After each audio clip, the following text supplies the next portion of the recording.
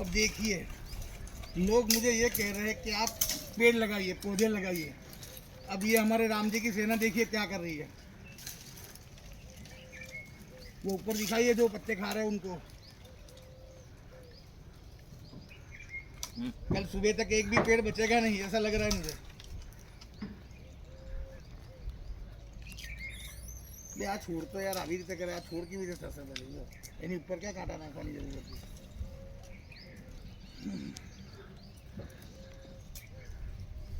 રોજ પાંદડા ઉગે ને તમારે ખાઈ જવાના હો ને, દાળ ના લઈ જતા, બીજું બધું કરતો દાળ ખુદ લઈ જાય આખું. શું કરીએ હવે?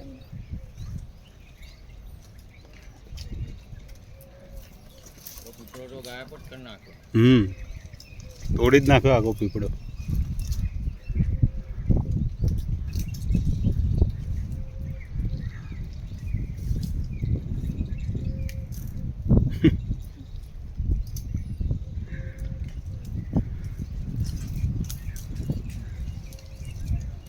લીમડો ફેવરેટ પાછો આ લોકોને. એ લોકોની મારે લીમડો કાલ ભરીને લાવીએ, પણ આ તોડવા તમારા માટે જ કરું છું. પછી લોકો મને યુટ્યુબમાં બોલે છે કે ઝાડ લગાવો, ઝાડ લગાવો. ઝાડ લગાવીને જો શું કર્યું છે.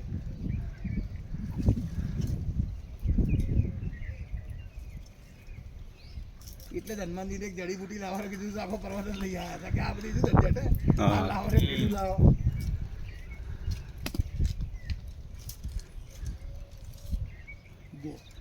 એ પતિ લીમડાનું પિક્ચર પૂરું. શું કરવાનું કહો? આવો બધા તમે લોકો રહી ગયા હતા, આવી જાઓ અંદર.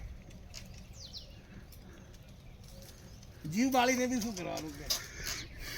આ છોડ લેવાના કેટલા બધા તડકામાં રખડ્યા આજે, તને ખબર છે?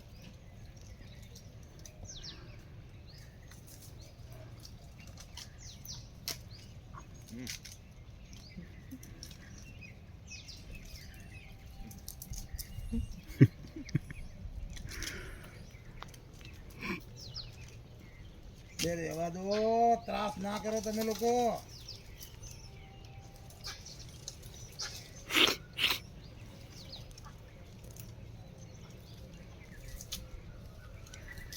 હું ભગવાનને પ્રાર્થના કરતો હતો આંબા માટે પેલી ગોટલીઓ આવે ને, ગોટલી એ લાઈન નાખી દેવાની. કારણ કે પેલું લાઈન આખું નાખીશું ને તો પણ આ જણા રહેવા દીધું તો ગોટલીઓ ના ના, ગોટલીઓ તો અંદર આપણે જમીનમાં નાખી દેવાની. પણ ઝાડ ઉગવા જ ના દે તો આ તો ઉગી જાય ને, ભલે ને પાંદડા થાય પછી ભલે ને ખાય તો એની જાતે પછી થઈ જાય વિકાસ એનો. આ વિકાસ થવા દેવા લાગતા નથી, વિનાશ તરત કરી નાખે છે.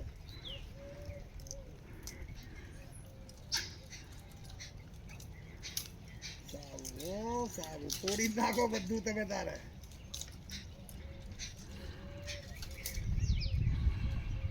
એની માટે ફેન્સિંગ લગાવવી પડે ને, લોખંડની ફેન્સિંગ લેવી પડે. આખું પિંજરું બનાવવું પડે તો જ મેળ આવે.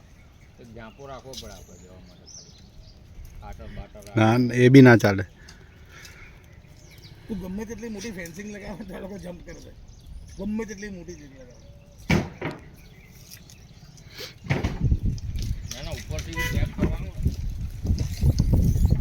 કોઈ આશા નથી લાગતી કે કાલ દેખે ઝાડ રહે.